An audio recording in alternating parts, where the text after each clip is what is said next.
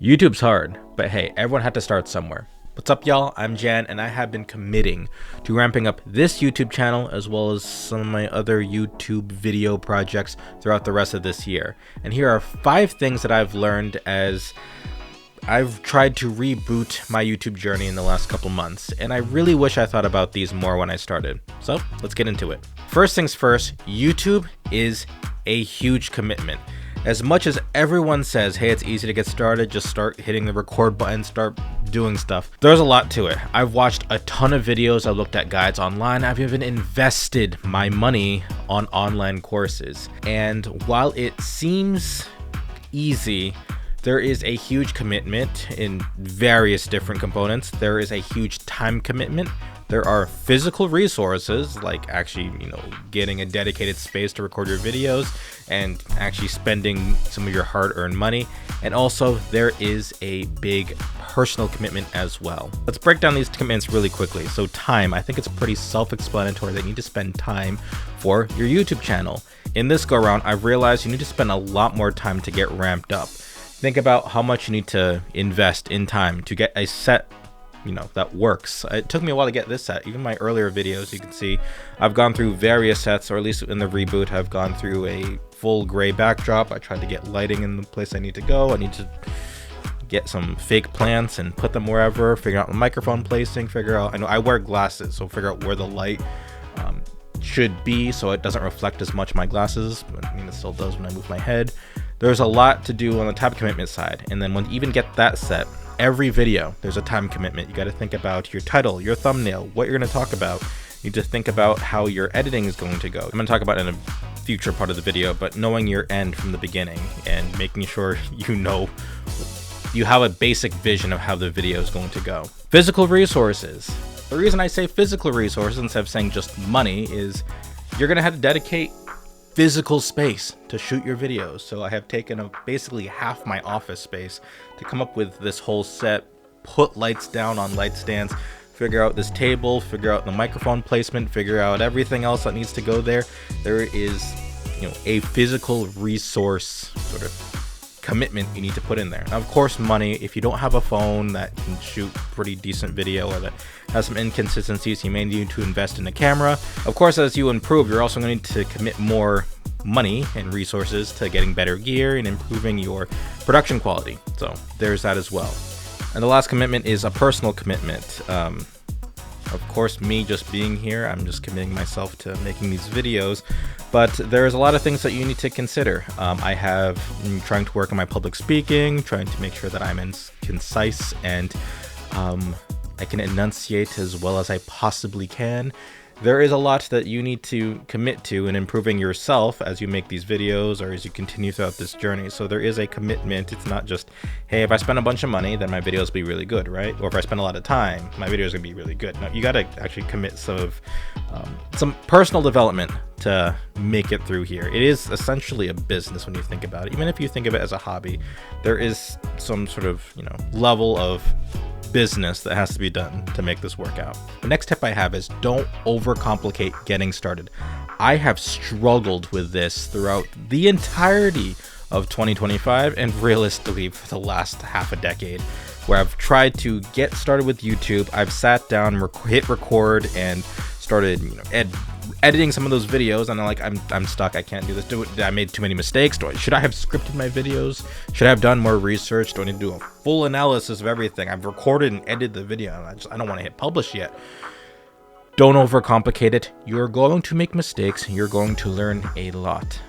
Honestly, if I just went through all my mistakes and everything and pushed through it all, I'd probably have like 300 videos at this point. But I do have some standards, but realistically, don't overcomplicate getting started.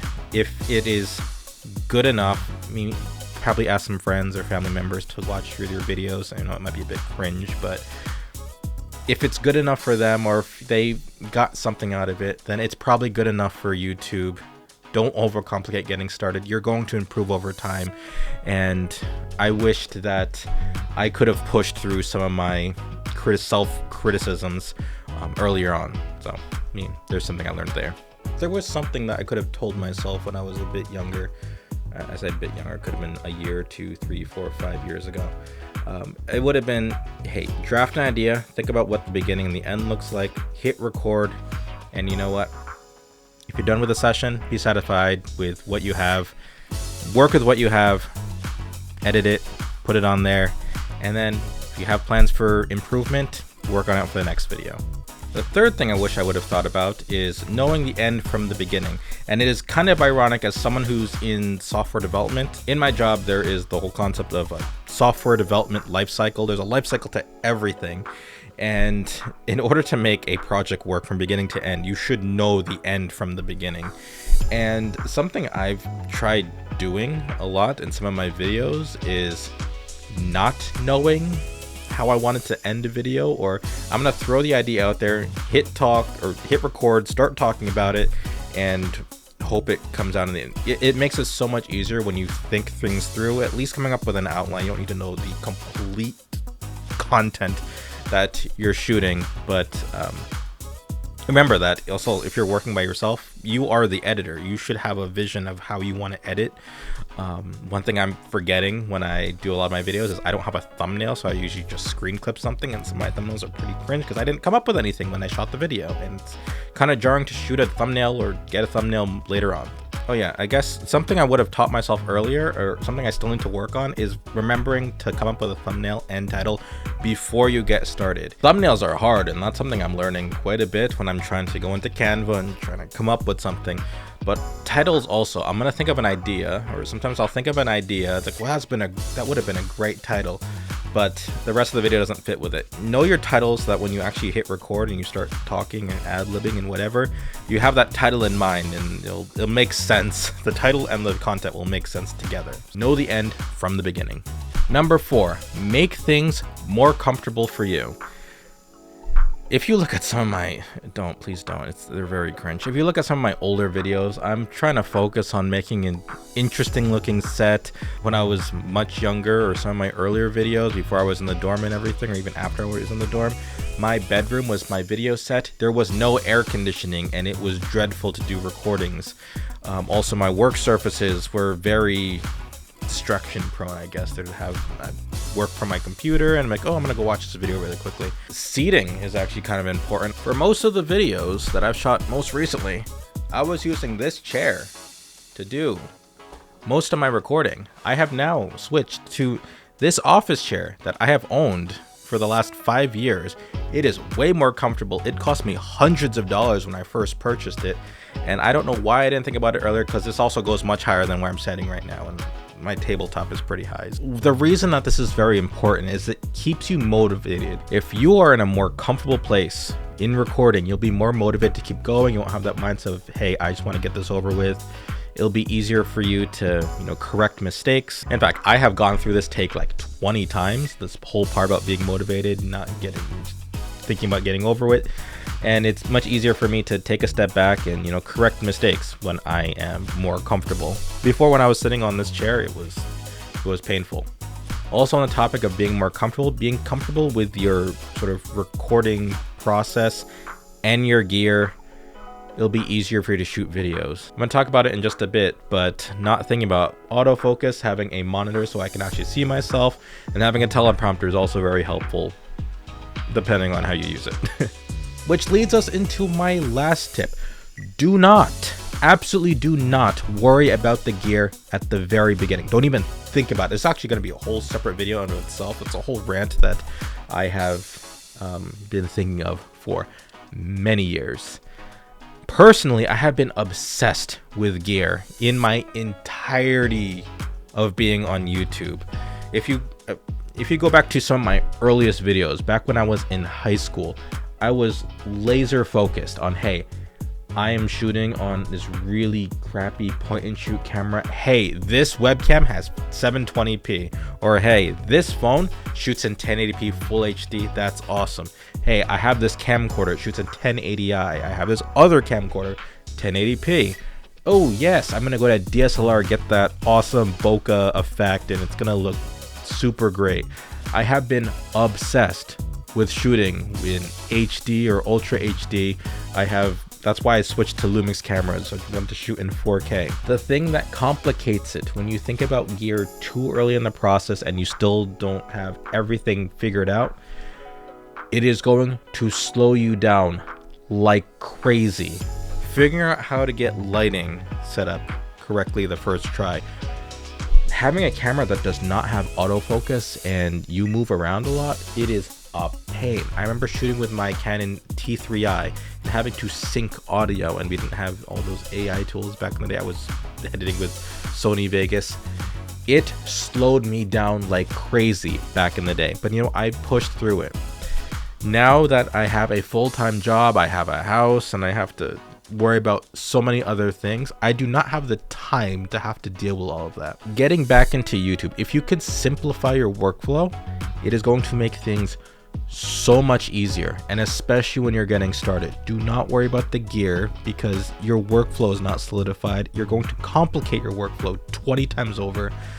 Start with your phone, an iPhone, your Samsung, whatever. It's good enough for videos nowadays. Maybe it wasn't so much when I first started. Get a basic microphone, you get some cheap, Rode video micros, and get them from there. Use natural light. It is the easiest to work with. Shoot during the day. If you can't, then make sure you have lights that don't flicker under camera work or when you're shooting with certain cameras.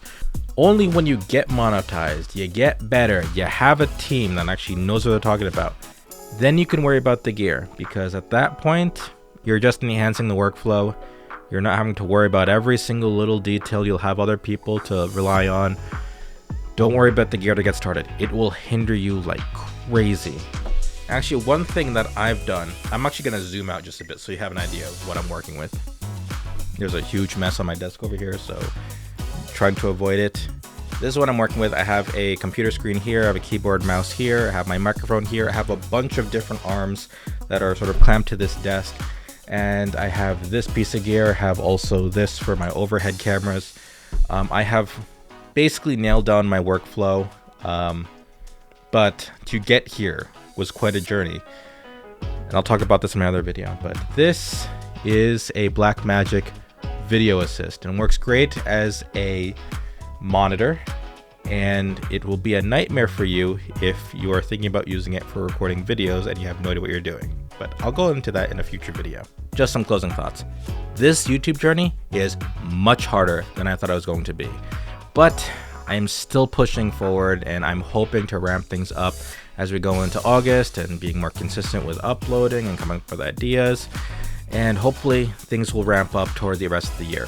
If you are following my journey, thank you so much for your support, and if you are seeing me for the first time, I hope that you got something out of this video, or at least it was entertaining for you to see how far I've gone. And for the other up-and-coming and small creators, you got this. Keep going. It is hard. I know. Anywho, if you have any questions or comments for me, I'd love to hear it in the discussion section below. Let's have a dialogue. Are there any other tips that you want to give to new creators, or anything that you have for me to improve? If not, be sure to like the video if you found it helpful or interesting, and also subscribe if you want to see more and follow this journey I have. I promise there will be more on technology, software, and other things that interest me.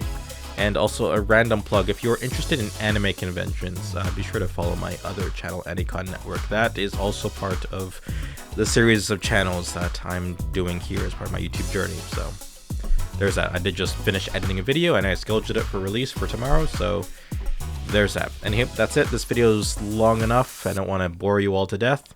Thanks for watching.